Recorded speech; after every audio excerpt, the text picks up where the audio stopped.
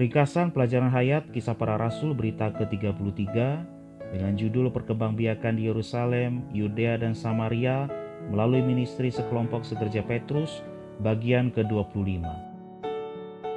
Kisah Para Rasul 11 ayat 19 mengatakan, sementara itu saudara-saudara si iman yang tersebar karena penganiayaan yang timbul sesudah Stefanus menyingkir sampai ke Fenisia, Siprus dan Antiokhia.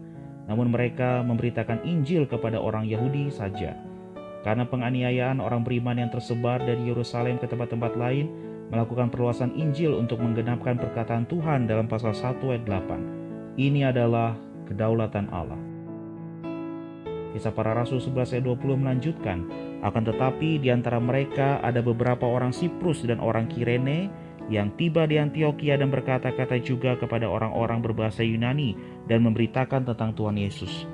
Pembicaraan mereka kepada orang-orang Yunani adalah langkah lebih lanjut dari pergerakan Tuhan dalam memperluas Injilnya kepada bangsa kafir setelah apa yang terjadi di rumah Cornelius dalam pasal 10 dan sebelum Paulus memulai ministrinya kepada bangsa kafir dalam pasal 13. Kisah Para Rasul 11 ayat 22 memberitahu kita bahwa kabar tentang mereka itu terdengar oleh jemaat di Yerusalem. Lalu jemaat itu mengutus Barnabas pergi ke Antiokhia. Secara harfiah, kata mengutus di sini bahasa aslinya berarti diutus untuk suatu amanat khusus sebagai wakil kekuasaan. Menurut pasal 11 ayat 23, ketika Barnabas tiba di Antiokhia dan melihat kasih karunia Allah, bersukacitalah ia menasihati mereka supaya mereka semua dengan kesungguhan hati setia kepada Tuhan. Kasih karunia yang Barnabas lihat pastilah Allah Tritunggal yang terima dan dinikmati oleh kaum beriman yang diekspresikan dalam keselamatan mereka, perubahan dalam hidup mereka, kesaksian kehidupan mereka yang kudus, dan karunia-karunia mereka gunakan dalam sidang-sidang. Semuanya itu dapat dilihat oleh orang lain. Kisah Para Rasul 11 ayat 24 mengatakan, karena Barnabas adalah orang yang baik, penuh dengan Roh Kudus dan iman, lalu banyak orang dibawa kepada Tuhan. Penuh dengan roh adalah keadaan seseorang setelah dipenuhi dengan roh itu, di dalam dan secara esensial. Kisah Para Rasul 11 ayat 25-26 mengatakan, setelah itu pergilah Barnabas ke Tarsus untuk mencari Saulus, dan setelah bertemu dengan dia, ia membawanya ke Antiokhia. Mereka tinggal bersama-sama dengan jemaat itu selama 1 tahun sambil mengajar banyak orang. Di Antiokhia lah murid-murid itu untuk pertama kalinya disebut Kristen. Di Antiokhia mereka mulai menyebut pengikut-pengikut Kristus itu Kristianos atau orang-orang Kristen. Penganut-penganut Kristus sebagai satu julukan, suatu istilah penghinaan. Murid-murid di Antiokhia diberi julukan ini sebagai penghinaan. Hari ini istilah orang Kristen seharusnya mengandung makna yang positif, yaitu seorang yang adalah milik Kristus. Seorang yang bersatu dengan Kristus, bukan hanya milik dia, bahkan memiliki hayat dan sifatnya dalam satu kesatuan yang organik dengan dia, yang hidup oleh dia bahkan memperhidupkan dia dalam kehidupannya sehari-hari.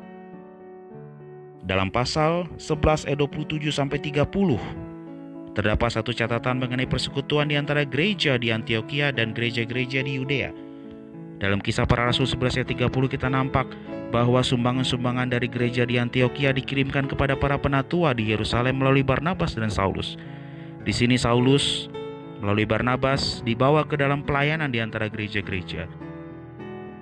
Mengenai Saulus, Allah berdaulat mempersiapkan dia sebagai bejana lainnya guna melaksanakan ekonomi perjanjian barunya kepada dunia kafir. Sebagai satu bejana yang baru, Saulus dihasilkan melalui Yerusalem. Langkah pertama dalam menghasilkan Paulus melalui Yerusalem adalah mati martirnya Stefanus. Ketika Stefanus mati martir, Saulus mendengar satu bagian Injil. Setelah mati martirnya Stefanus, ada satu penganiayaan besar terhadap gereja di Yerusalem. Dan Saulus hendak membinasakan gereja. Tapi ketika Saulus sudah dekat ke Damsyik, Tuhan datang menanggulangi dia. Suatu dia menanggulangi Saulus, Tuhan memberitakan Injil kepadanya. Setelah Saulus diselamatkan, Tuhan memakai Ananias untuk mengkonfirmasi Saulus dan membawa dia ke dalam kesatuan dengan tubuh Kristus melalui penumpangan tangan. Memang Ananias yang menyatukan Saulus dengan tubuh, tetapi Barnabaslah yang sebenarnya membawa dia ke dalam persekutuan tubuh. Saulus dihasilkan melalui Yerusalem. Ini bukanlah suatu permulaan yang baru yang terpisah dari Yerusalem. Sesuatu yang dilakukan Tuhan secara berdaulat dan bijaksana untuk melihara keesahan tubuh. Tuhan tidak memiliki dua arus. Yang satu mulai dari Yerusalem melalui Petrus, dan yang lainnya di dunia kafir melalui Saulus. Tidak, Tuhan hanya memiliki satu arus yang dimulai dari Yerusalem. Tuhan melakukan segala sesuatu secara berdaulat dan bijaksana untuk menahan ministry Petrus dari dunia kafir dan membangkitkan ministry Saulus baginya. Dalam kitab Kisah Para Rasul kita melihat aktivitas dari tubuh unik Tuhan. Aktivitas ini, aliran dari arus ini dimulai dari Yerusalem, melalui Samaria dan mencapai Antioquia. Dari Antioquia, arus ini berbelok ke dunia kafir. Dalam aliran dari arus inilah keesaan tubuh itu dipelihara. Adalah penting bahwa kita semua melihat keesaan yang digambarkan dalam kitab Kisah Para Rasul dan belajar untuk memelihara keesaan ini. Kalau tidak, akhirnya di antara kita dalam pemulihan Tuhan akan ada beberapa permulaan yang baru, dan permulaan-permulaan yang baru itu akan menyebabkan perpecahan.